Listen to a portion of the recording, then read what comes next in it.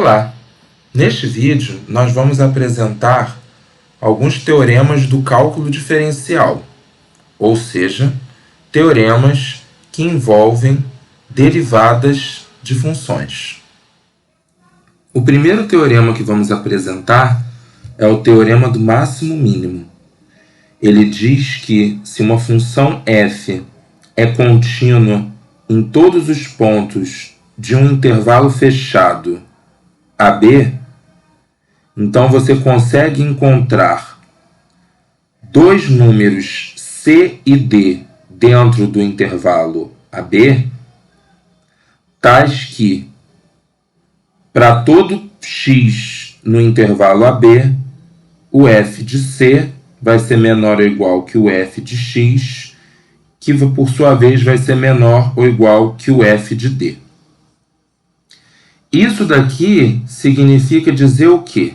Que uma função que tem essas propriedades, dentro desse intervalo fechado, ela vai atingir um valor mínimo, né, dado por esse f de C, e um valor máximo, dado por esse número f de D. Vamos ilustrar esse teorema com esse desenho aqui desse gráfico. Então, vocês observem que a função é contínua no intervalo AB e neste ponto D aqui, a função atinge o seu maior valor, né? É o ponto do gráfico mais alto, né, que você encontra sobre esse intervalo AB. Enquanto que o valor mínimo é atingido nesse número C, né? Onde o ponto do gráfico ele é o ponto mais baixo, né, de todos os demais pontos que estão sobre esse intervalo AB.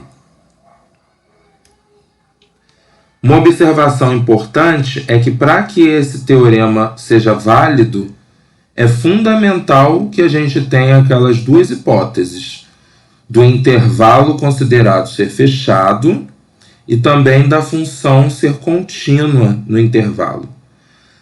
Se essas condições ou uma dessas condições não forem satisfeitas, o resultado não é válido. Então, nós ilustramos aqui com esses dois gráficos, tá? Nesse primeiro, vocês reparem que a função ela é contínua, né? Nesse intervalo que vai aqui do zero aberto até mais infinito. O intervalo é aberto, como vocês sabem, né? Porém, a função não atinge um valor máximo, né? Porque ela vai subindo aqui o gráfico cada vez mais, indefinidamente. E também nem assume um valor mínimo, porque, como vocês estão vendo, o comportamento dela, quando você vai aumentando o x, é ir se aproximando cada vez mais de zero. Mas ela nunca assume o valor zero. Então, ela vai diminuindo, diminuindo, diminuindo o seu valor, né? Porém, nunca atinge um valor mínimo. Esse outro gráfico aqui ilustra uma situação em que a função não é contínua. Então, nesse intervalo 2, 6, vocês observam que a função tem duas descontinuidades. Uma aqui, quando x é igual a 4, e outra aqui, quando x é igual a 5. Né? A função tem o seguinte comportamento. A partir do 2, ela vai crescendo e vai se aproximando muito, cada vez mais, do valor 5. Mas ela nunca assume o valor 5, né? Porque quando chega aqui no 4, aí tem essa descontinuidade, aí a imagem cai, né? E aí depois você continua diminuindo o valor da imagem, e quando você vai se aproximando cada vez mais, né, do valor da função de 1 sobre 2, a função tem uma descontinuidade quando chega no x igual a 5. Né? Então, ela não assume o valor 1 sobre 2, ela pula para cá. E aí depois ela fica constante até chegar no x igual a 6. Então, essa função ela não atinge nenhum valor máximo e nenhum valor mínimo, certo? Então, isso está acontecendo exatamente porque a função não é contínua. O segundo teorema que vamos apresentar é o teorema de Rowley. Ele diz que, se a função for contínua no intervalo fechado AB e derivável no intervalo aberto AB, e além disso, f de A for igual a f de B, então existe um número C no intervalo aberto, onde a derivada da f neste ponto C é igual a zero. Então, nós ilustramos aqui um desenho de um gráfico que atende essas condições. E aí vocês reparem que dizer que f de A é igual a f de B significa que os pontos do gráfico que ficam sobre A e B, eles têm a mesma altura. Tá? Então, isto significa que no intervalo aberto AB existe um número C no qual a derivada vai ser zero, ou seja, a reta tangente neste ponto que fica sobre o C, ela vai ser horizontal. Tá? Repare que nesse exemplo a gente consegue até outro valor no intervalo aberto para o qual a derivada é zero. É exatamente aqui onde a função tem um mínimo, né, absoluto. Então, essa figura já está dando até uma dica de onde a gente vai encontrar esses pontos onde a derivada é zero. Né? Espera-se que sejam em pontos de máximo ou de mínimo absoluto que estejam dentro do intervalo. Vamos dar uma ideia da demonstração deste teorema. No caso que a função é constante, não há muito o que se fazer, né? Porque se a função é constante, a derivada é zero, né? E aí, portanto, qualquer ponto que você pegar no interior do intervalo, a derivada ali vai ser zero. Então, você já resolve, né, o que você quer no teorema, que é encontrar um valor dentro do intervalo onde a derivada é zero. Vamos considerar, então, o caso em que a função não é constante.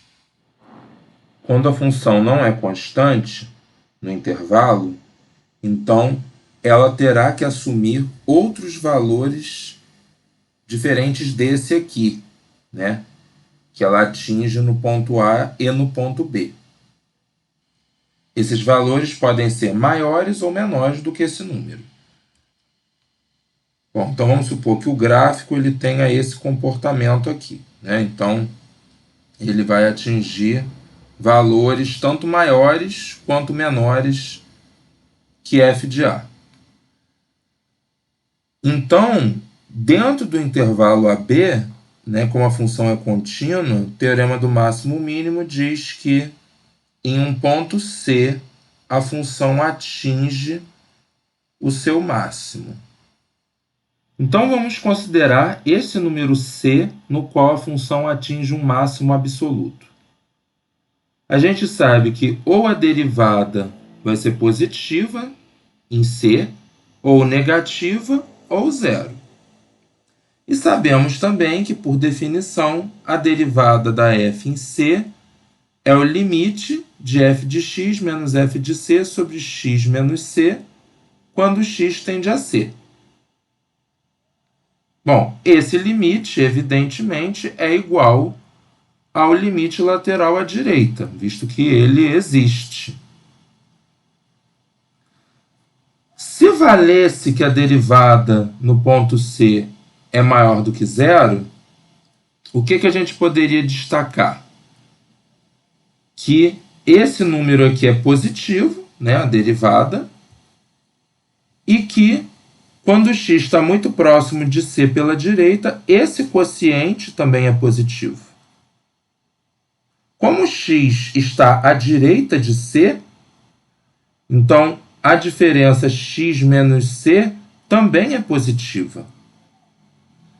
Para que um quociente seja positivo, sendo o denominador positivo, o numerador também tem que ser positivo. Então, f de x menos f de c é maior do que zero e, portanto, f de x é maior do que f de c. Esta informação contradiz o fato do c ser o ponto de máximo absoluto, porque assim a gente encontrou um outro número, x, no intervalo, onde a função vale mais do que no ponto C.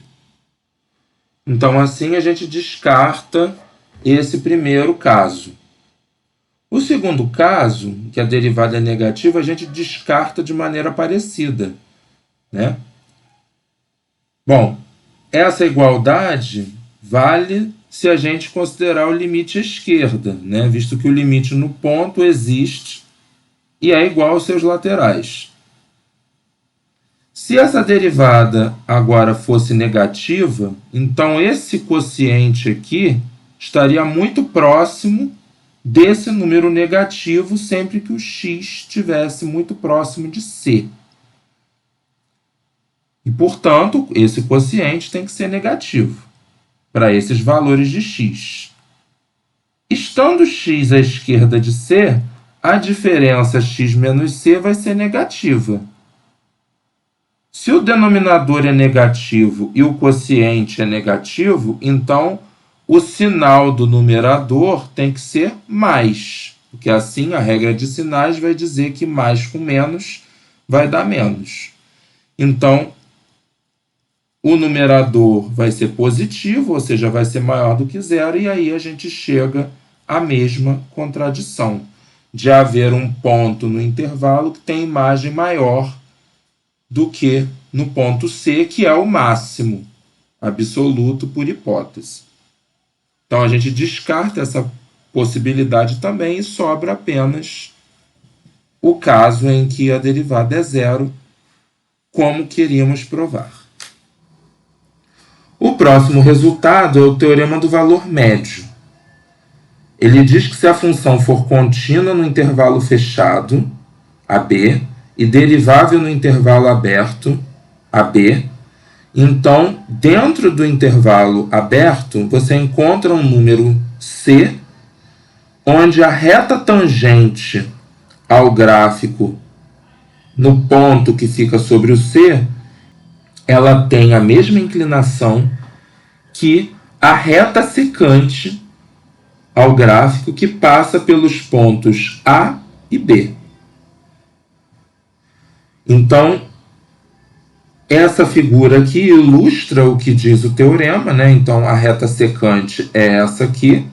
E aqui dentro do intervalo AB eu encontrei um pontinho C para o qual a tangente é essa aqui e tem a mesma inclinação, né, que a secante, ou seja, as duas retas elas são paralelas. E aí, quando duas retas são paralelas, ou seja, quando elas têm a mesma inclinação, né, a gente vai concluir o que nesse caso?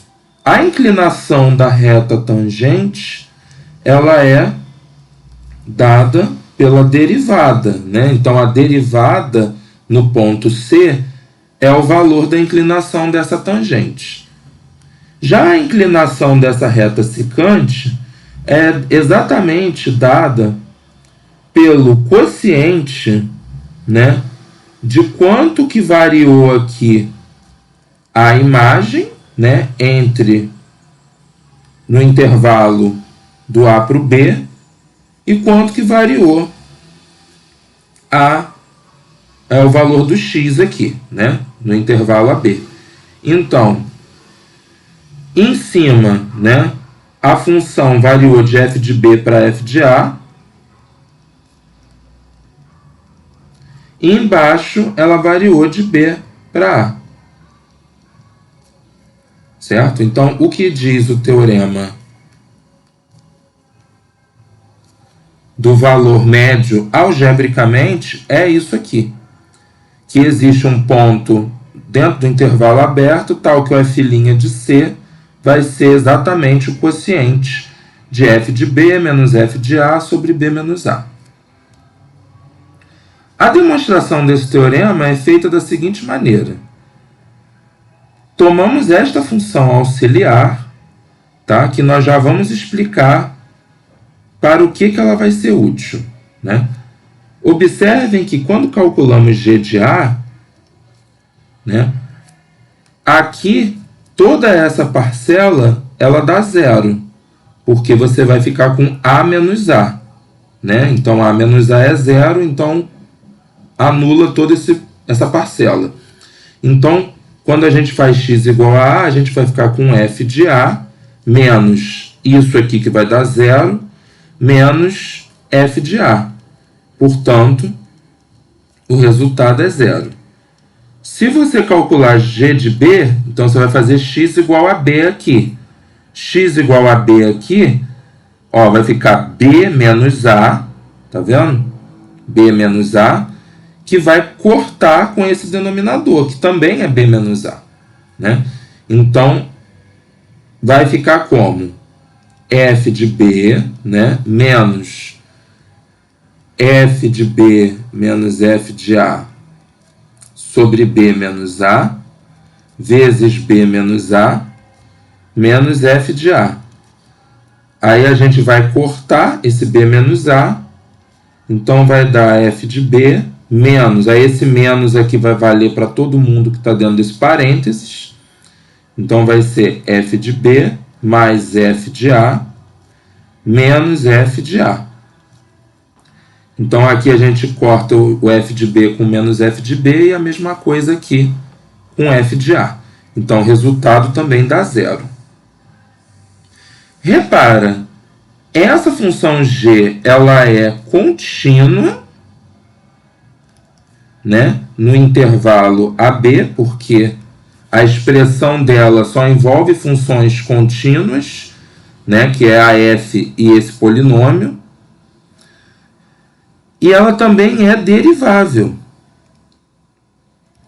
no intervalo AB exatamente pelo mesmo motivo, né? E além disso, g de A é igual a g de B, porque ambos são iguais a zero. Então, esta função g, ela está nas condições do teorema de Rowley. Portanto, a gente tem que existe um ponto C no intervalo aberto, tal que a derivada nesse ponto C é igual a zero. Certo? Então, isso é o que diz o teorema de Rowley. Agora, se eu derivar essa função aqui, quanto é que vai dar? A derivada, né, vai ser f' de x menos, isso aqui é uma constante, né, então repete a constante, porque ela está multiplicando, né, e multiplica pela derivada do que vem depois. O que vem depois, a derivada é 1. E a derivada disso aqui, isso aqui é constante também, dá zero, né? Então, o que a gente sabe é que a derivada no ponto C vai ser zero, né? E, portanto, né, quando a gente substitui o x igual a C aqui, vai ficar como? Vai ficar f' de C menos f de B menos f de A sobre B menos A igual a zero. Jogando isso para o outro lado, a gente vai concluir exatamente o que a gente quer. Ok?